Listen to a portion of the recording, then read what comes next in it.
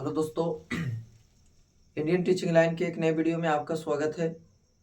आज मैं आपको हिंदी व्याकरण का एक महत्वपूर्ण टॉपिक जिसका नाम है वाक्य और वाक्य में खास करके आज हम आपको सरल वाक्य, संयुक्त वाक्य और मिश्र वाक्य को एकदम अच्छे तरह से क्लियर कर दूंगा। और मैं आपको विश्वास दिलाता हूं कि अगर इस वीडियो को अच्छा तरह से आप देख लेते हैं तो आज के बाद आपको वाक्य से किसी प्रकार का कोई प्रॉब्लम नहीं रहेगा। तो चलिए बिना देर के इस वीडियो को शुरू करते हैं। हम लोग आज पढ़ रहे हैं वाक्य। आखिर में वाक्य होता क्या है? तो इसको कई तरह से आप बोल सकते हैं। जैसे आप ये भी बोल सकते हैं कि शब्दों के सार्थक समूह को वाक्य कहते हैं। ये शॉर्ट हो गया। शब्दों के सार्थक समूह को वाक्य कहते हैं। या तो आप ऐसे भी कह सकते हैं कि शब्दों का वैसा समूह जो पूर्ण अर्थ दे उसे भी वाक्य कहते हैं। वाक्य का भेद दो तरह से होता है, एक रचना के दृष्टि से और एक अर्थ के दृष्टि से। जब रचना के दृष्टि से कहेगा तो वाक्य के तीन भेद, इसको दोनों आप याद रखेंगे। यहां से ऑब्जेक्टिव क्वेश्चन पूछता है, कहेगा कि रचना के दृष्टि से वाक्य के कितने भेद होते हैं? तो कहेंगे रचना के दृष्टि से वाक्य के तीन भेद होते हैं। और यही जब कहेगा कि अर्थ के दृष्टि से वाक्य के कितने भेद होते हैं, तो अर्थ के दृष्टि से वाक्य के 8 भेद होते हैं। ज्यादा प्रश्न रचना वाला से पूछता है, सरल वाक्य, संयुक्त वाक्य और मिश्र वाक्य वाला में। तो आइए आज हम लोग उसी को पढ़ेंगे नेक्स्ट वीडियो में।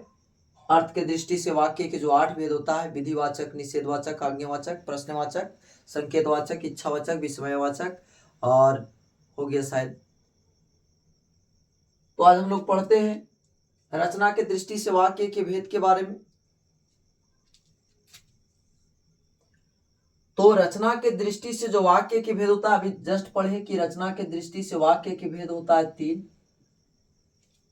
और तीनों का नाम लिखा हुआ है। पहला में लिखा हुआ है, एक में सरल वाक्य, 2 में लिखा हुआ है संयुक्त वाक्य और 3 में लिखा हुआ है मिश्र वाक्य। तो सरल वाक्य में तो कोई टेंशन नहीं है। दिक्कत देखिए यहाँ पे होता है संयुक्त वाक्य और मिश्र वाक्य को पहचानने में। तो सबसे पहले हम लोग सरल वाक्य को पढ़ते हैं। तो देखिए, जिस वाक्य में केवल अगर एगो क्रिया रहेगा, क्रिया जिस मतलब तो समझते हैं, जिस जो शब्द ना से अंत करे और से पता चले कि काम हुआ रहा है, यानी काम का बोध हो।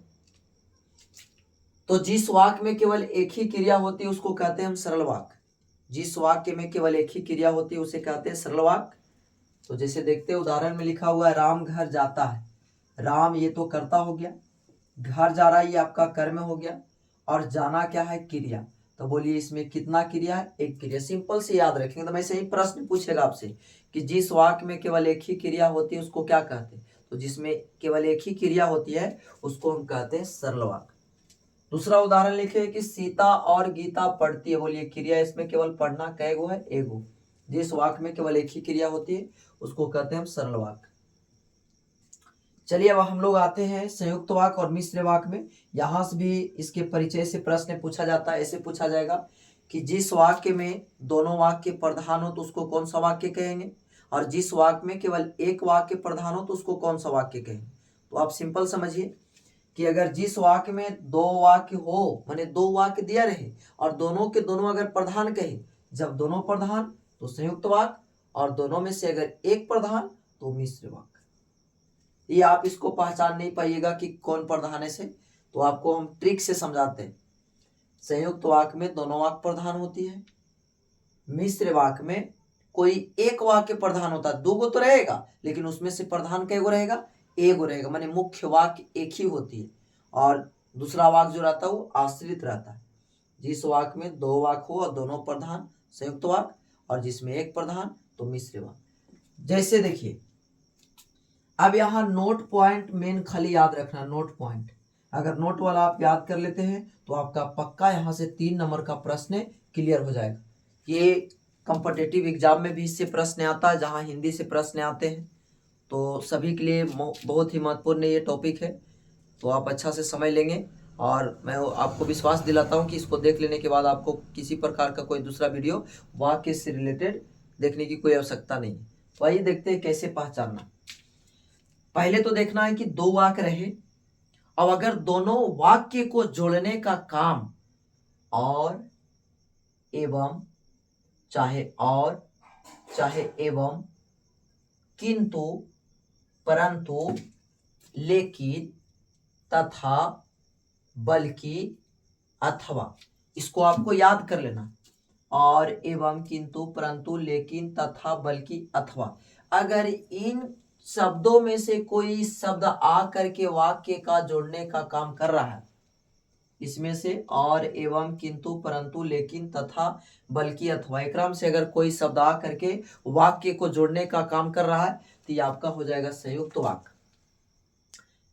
और मिश्र वाक्य में देखिए, इसको याद रखना है कि जोड़ने का काम करे, चाहे कि, ताकि, क्योंकि, जबकि, समय देखिए की लगा हुआ है, जोड़ने का काम अगर ये सब कोई करता है, अगर इसमें से ना रहे तो कोई वाक्य जो होगा वो जो से, जब से का रहेगा, शुरू रहेगा, जो, जब, जिसका से, इस प्रकार से शुरू रहेगा तो हो जाएगा मिश्र वाक्य।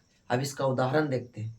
लिखा हुआ है राम पढ़ता है, तो संयुक्त वाक्य और मिश्र वाक्य होने के लिए तो कम से कम 2 वाक्य चाहिए। तो देखते हैं उदाहरण। लिखा हुआ है राम पढ़ता है, तो देखिए यहां से यहां तक 1 वाक्य हो गया।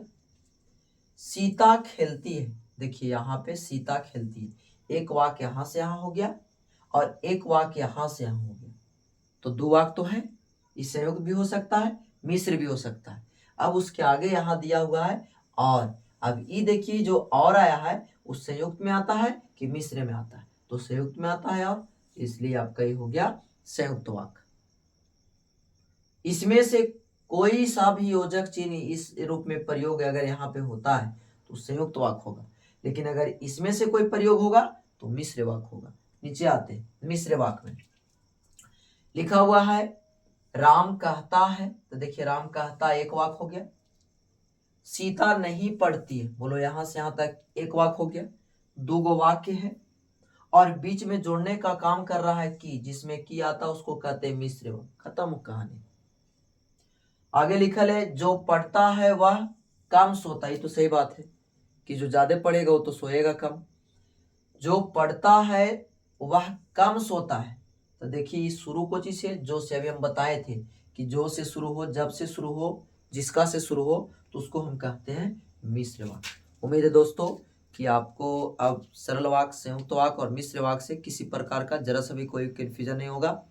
अगर फिर भी कंफ्यूजन रह गया तो कमेंट बॉक्स में ज़रूर लिखेंगे। और यह वीडियो अगर आपको अच्छा लगा है और तो इस वीडियो को लाइक करेंगे, और चैनल पर अगर नए होंगे तो चैनल को सब्सक्राइब करेंगे। और आपको व्याकरण का चाहे जिस टॉपिक में भी आपको दिक्कत है, आप कमेंट जरूर करेंगे ताकि हम उस पर वीडियो बना करके आपके कमी को पूरा कर सकें। ठीक है, फिर मिलते हैं अगले वीडियो में। तब तक के लिए जय हिंद,